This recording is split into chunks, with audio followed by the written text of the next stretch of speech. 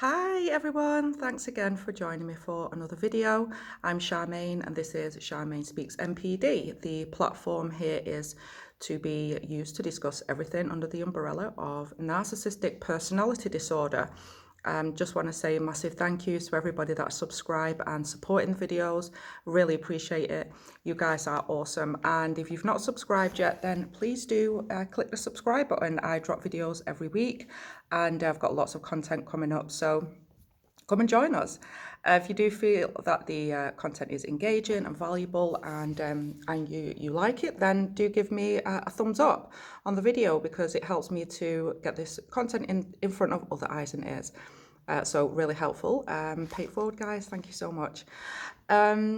So today's video, I would like to discuss some of the top abuse tactics that narcissistic people use on their targets, and I'd like to delve into them a little bit more. Obviously, if you have experience, which I'm assuming that you do, since you're here, since you're doing this type of research, experience with these types of people, with these personality types, then you will know that it is a multi-pronged approach to their abuse and manipulation, and what they do and how they treat people who they come in contact with and forge connections with, and that could be in any type of relationship. So, you know, you could have experienced this before. You might feel that it's happening to you now. Could be months, could be years, could be decades in some cases. Their abuse is vile and it's insidious, and it is ongoing. Before I get into the video, just wanted to say as well that I really do welcome you to drop any video topics in the comments section there. If you feel like you want me to speak on a certain topic, I will do that. I enjoy doing the research. I enjoy kind of using my knowledge and experience that I've got already to publish these videos. So I'd be more than happy to take some of your topic suggestions and make videos out of them.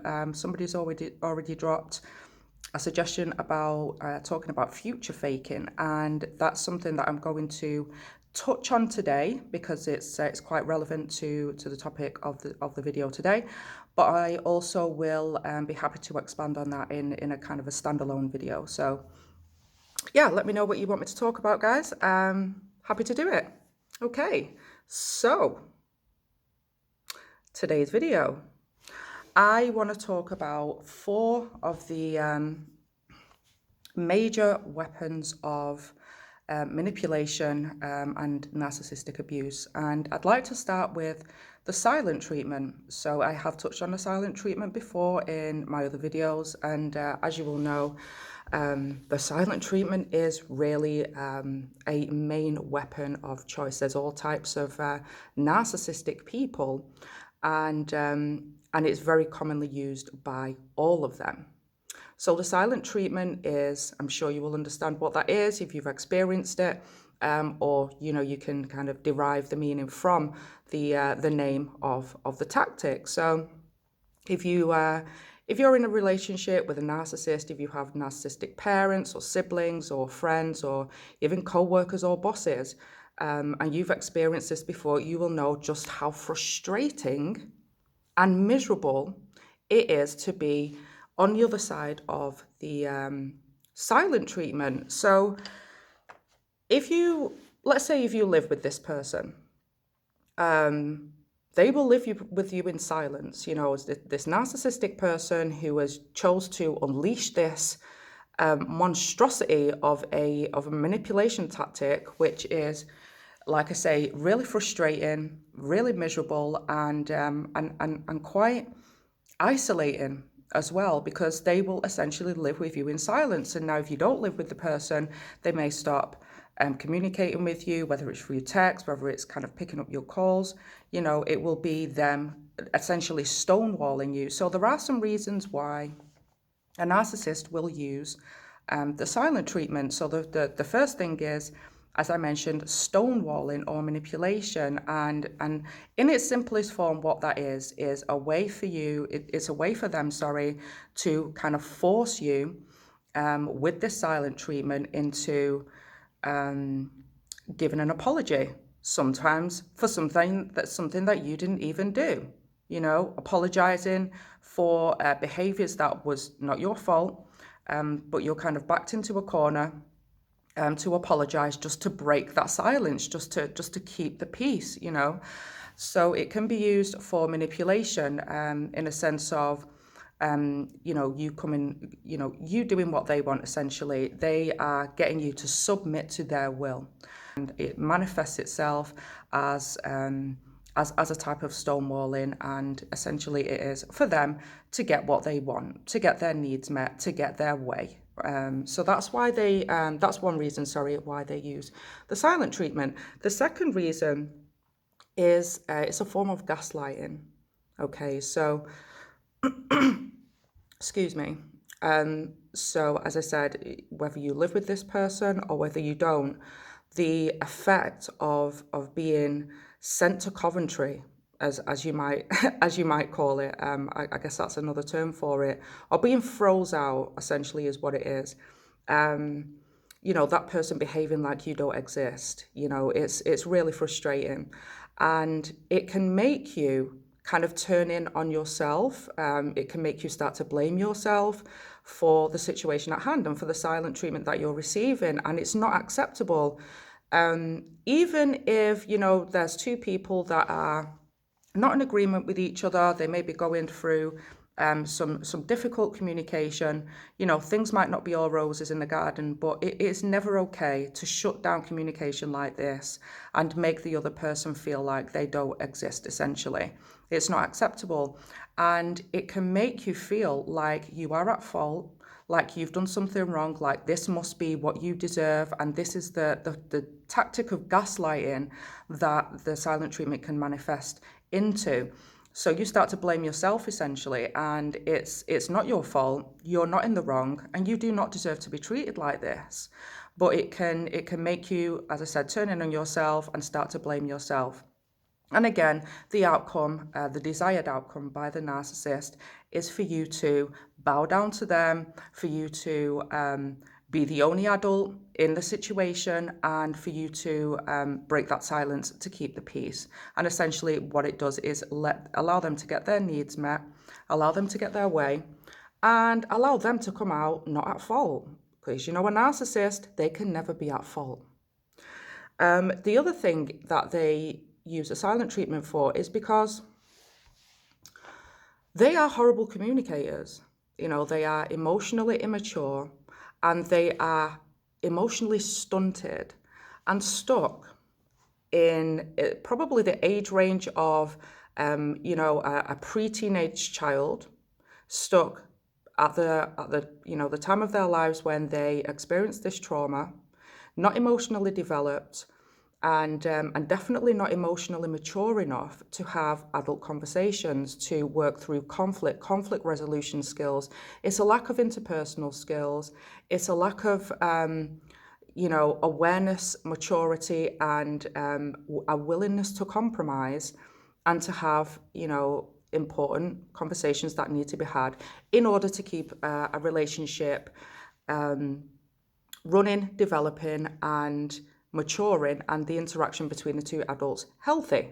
Having the silent treatment unleashed on you, if you say something they don't like, if you don't do something that they want to do, if you criticize them, if you're in disagreement with them, it becomes a tool of manipulation that they use to get what they want, when they want it, and how they want it.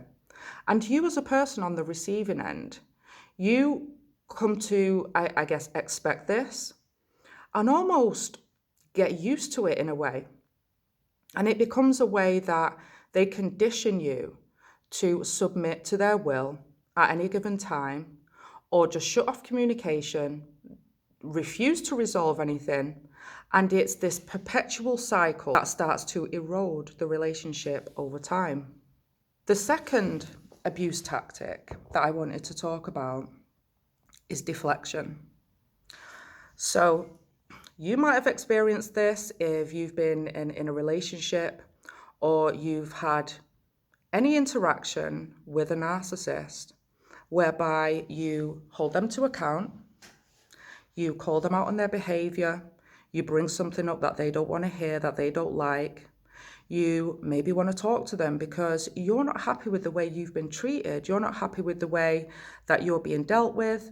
And you want to bring this up and you want to have a mature discussion about it. So that's what you do.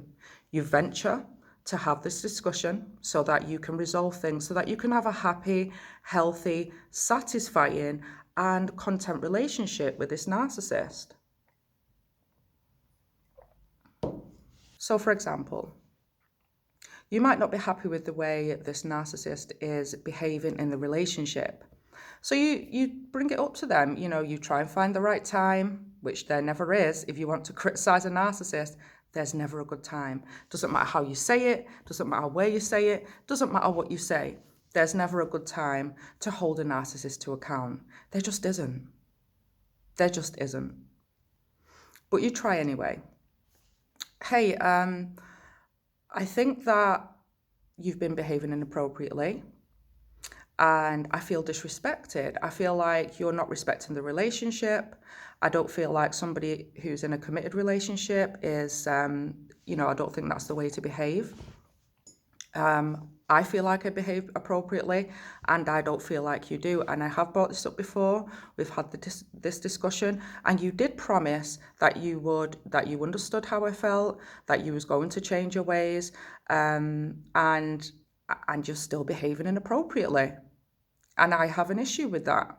What that person will do, that narcissist will do, because a healthy person is going to empathize. They're going to at least try to understand how you feel. You're going to talk it out.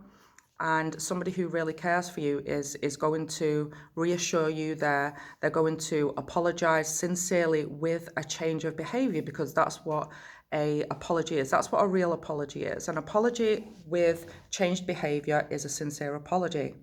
An apology without changed behavior is manipulation. So, excuse me. So a person who cares about you is going to take your feelings into account. They're going to respect your feelings. They're going to want you to feel psychologically, emotionally, and mentally safe with them. But a narcissist isn't interested in any of that. They don't care. They don't care how you feel. They don't care what you think. And they don't want to hear what you've got to say. They don't. So if you raise your unhappiness, your discontentment with the relationship, and you say to them, look, I am going to need your behavior to change because this is inappropriate, this is disrespectful, and we've had this conversation before and I feel like there's no resolution. That narcissist is going to find something that you did that they can throw at you and that they can deflect from them onto you. So, for example, they'll say, well, what about when you did this? Or what about when you said that? This could be something from 1 year, 2 years, 6 months ago, 10 years ago. It really doesn't matter. What they're going to try and find is something that they can throw over there and say, look over there. Look at that. Don't look at me. Let's take the focus off me. Let's take the focus off me and let's put the focus on you, because we're going to talk about you. We're going to talk about what you did wrong, and that's what we're going to focus on now. So that's what they'll do. They'll find something that it might be completely unrelated, because I've experienced that before, completely irrelevant, and absolutely got nothing to do with the situation at hand. But they will try and throw something at you that puts you at fault and takes the heat off of them, so they don't need to hold themselves to account. And what that does as well is it gets you emotional. You're like, really, this again? It has nothing to do with what we're talking about. It's something that that we've discussed at length. And so you're becoming exasperated. You're feeling frustrated because you're trying to get your point across. You're trying to get your needs met in this relationship. And you're trying to have your voice heard, okay? Because your feelings matter and your experiences are real. So you're discontented about their inappropriate behavior and their lack of respect. You're getting exasperated because you're, again, being beat with this stick that you've been beat with probably 10 times or more before. And you're feeling like you're hitting a brick wall because you're not being heard. And this exasperation, this this emotion that you're feeling is exactly what they feed off of, because they feed off your responses. Doesn't have to be good. It can be bad, it can be negative, it can be positive, but essentially they feed off of your reaction, your emotion, and your responses. And that for them is dinner time, It's a way for them to enact what I'll talk about in a few minutes, which is called reactive abuse. And this exasperation, this reaction that you're having to these manipulative tactics, this abuse that they're unleashing on you yet again, is exactly what they want. It's a form of baiting as well, because like I say, they're trying to induce an emotion out of you. And that in turn is making them feel significant, making them feel powerful, making them feel in control. It's putting you in an emotional state, as well as them deflecting onto you the blame for this current situation. So this is a lot of positive gain for the narcissist. And essentially what it's doing is it's wearing you out emotionally, it's making you react, and it's it makes you feel helpless, like you can't get your point heard.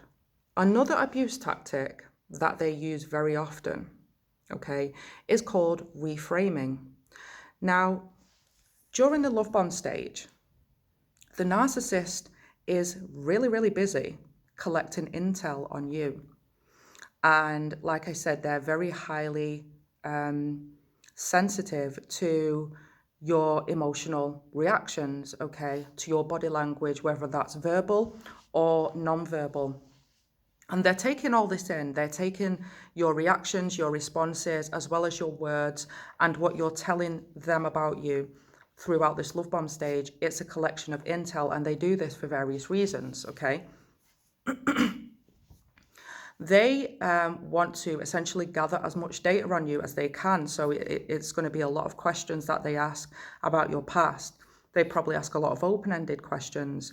They may be very forthcoming with information about themselves and about their own past in an attempt for you to drop your guard and share and be really open and share things about you with them as well. Because essentially what they want to do is they want to get as much information as you about your strengths, your weaknesses, things that you've been through in the past, experiences that you've had, your pain points, things that make you sad or upset, things that have happened to you that might not be desirable things. It could be negative experiences that you've had, past relationships that you've got with other people, the way you set up your relationships, your biggest desires, your biggest aspirations, what you want to get out of life, what you're passionate about. All of these things they want to know, and they want to know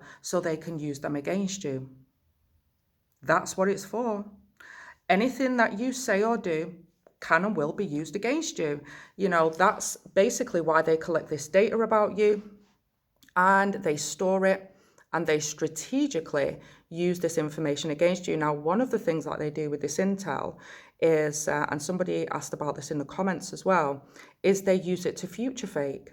And future faking is a way for them to keep you hooked, to keep you in the relationship, and sometimes it's used for control and dominance. So an example, I think a brilliant example of that actually is financial domination. For example, they will promise you that they've got you financially. They may say, okay, well, you don't have to work. You don't have to start this business. You don't have to embark on this, on this venture that you might want to do, or that you might have talked about. You are something that you aspire to do, and I'm going to take care of things financially. I'm going to make sure that the house is taken care of. You're not going to have to work. You're not going to have to worry. Hey, why don't we move to this house? Hey, why don't we move to another city, or sometimes even another country? And you're isolated. You're in a new area. You haven't got friends and family. You've just got the narcissist, to depend on. So they've got you isolated, and also what they've got is you financially dependent on them, which is, a great opportunity for the narcissist to unleash more psychological control over you. It is just them spinning you a yarn so that you become more dependent on them, and they have more control and more power, essentially. So it's a way of them using, their future faking to exercise and wield more power over you. The other thing that they do is, they use future faking after collecting this intel about what you aspire, what you dream of, what you'd really like to do in the future. It could be traveling, it could be having babies, it could be getting married, it could be building a business together, it could be anything. And when they feel that maybe you're becoming discontented in the relationship, when you start to question whether this is a relationship for you, whether you are kind of questioning, does this relationship match up with my values or my aspirations? Is it really something, are the things that I dream of what this other person really wants? Are we really compatible? If you're becoming withdrawn from the relationship, that's when they'll strategically use this future fake. Someday in the future, this will happen. Someday in the future, this will happen. And it can make you question yourself, because you kind of think, okay, on one hand, you're feeling, I don't really know if this is for me. And on the other side, you're thinking, well, maybe if I just wait a little bit, maybe, this person really is just, preparing financially, or preparing emotionally, or needs a bit more time, needs a bit more space, needs to build a bit, needs to prepare a bit.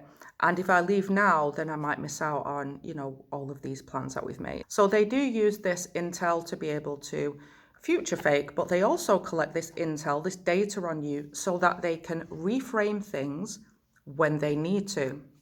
Reframing is a tactic that they use to distort reality and to essentially condition you in a way that has you questioning yourself, your feelings, your thoughts, your reality, and you start to kind of look to them to validate your experience. So I will give you an example. Let's say that during the love bombing stage, okay, you and the narcissist, we're talking about past relationships, okay? You told them some things about your past relationship, they told you some things about theirs. Okay, fast forward. You have decided to call out the narcissist on some of their behaviors.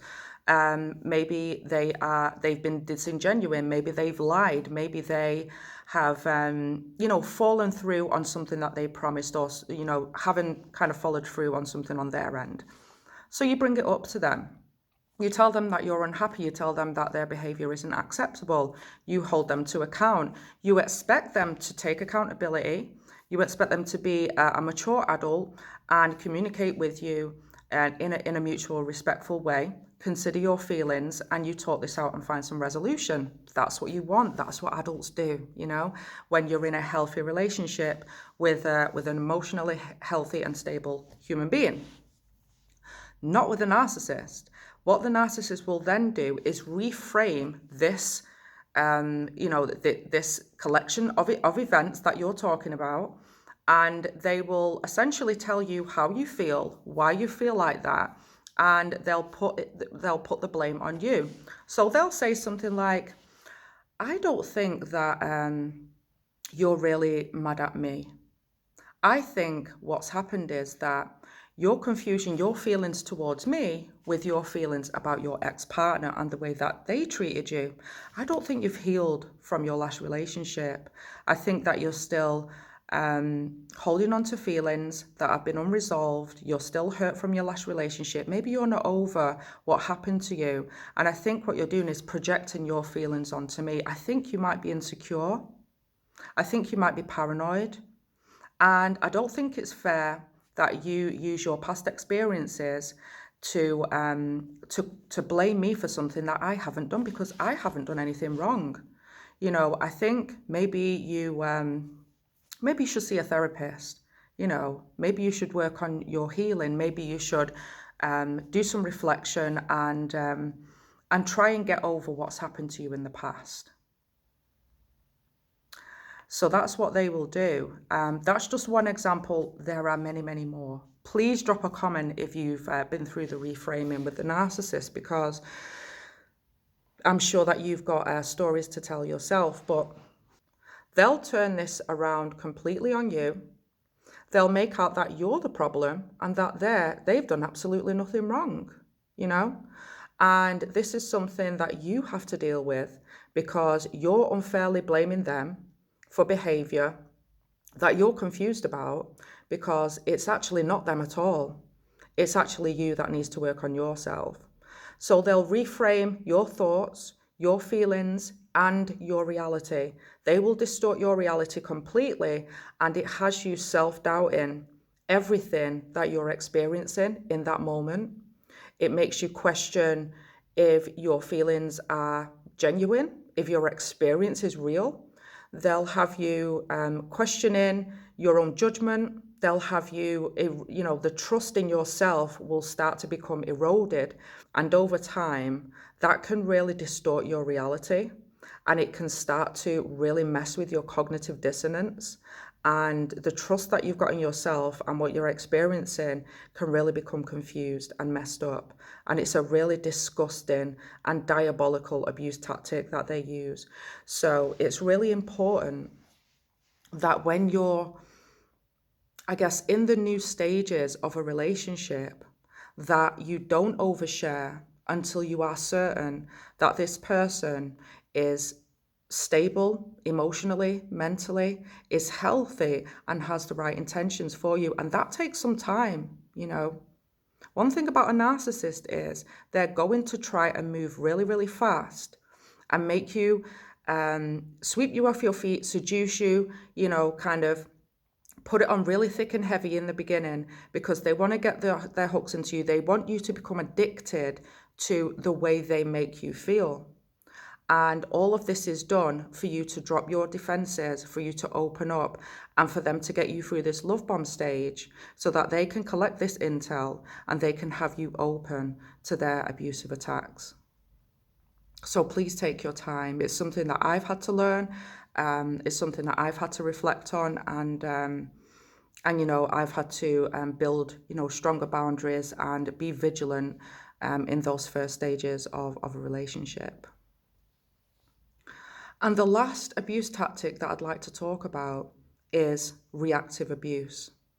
And this is a completely emotionally and mentally destructive abuse tactic that all narcissists use on their targets, on their victims.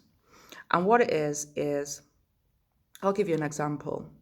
Let's say you're at a concert and the person behind you keeps kicking your chair. And so you turn around and say, "Excuse me, could you please stop kicking my chair? Thank you. It's quite distracting." You turn back around, you're enjoying the concert. The person continues to kick your chair. And so you turn around again and you say a little bit more firmly, "I'm sorry, could you stop kicking my chair?" You turn back around, you're trying to enjoy the concert again. And then the person continues to kick it 3-4 times, you telling the person, "Please stop kicking my chair." And in the end, you have an emotional response because this person keeps on kicking your chair. They're not listening, they don't care, they're not bothered. They just keep continuing to kick your chair, knowing that it's bothering you, okay? And in the end, you have this, I guess, natural human response of exasperation and frustration, and you're emotionally charged and you have a reaction to them. You maybe shout at them, you know, you might lose your composure. So you have this response, and that is essentially what reactive abuse is. It's a response after the gaslighting, the deflection, the reframing, the lies, the silent treatment, the cheating, the inappropriate behavior, the disrespect, the abuse that you've sustained from this narcissist. And now you are having a response to it. And this is a tactic that they use over and over and over again. And over time, like I say, it could be months, it could be years, and sometimes it's decades. This reactive abuse tactic that they use to get you all worked up with all of their abuse tactics, all of their manipulation tactics, and you responding to that as any human being would, allows them to frame you as the abuser and them as the victim. Over time, it's a mental conditioning. It's actually brainwashing. It's a form of brainwashing. And they convince you that your outburst, your emotionally charged reaction is wrong, and it's uncalled for, and it's abusive. And they then put themselves in the position of being the abuse victim and of you being the abuser. And they condition your mind to believe that. And so then they'll make out that you are unstable. Maybe you need mental health support. And they'll use it as a way to discredit you, to assassinate your character, to enact on a smear campaign.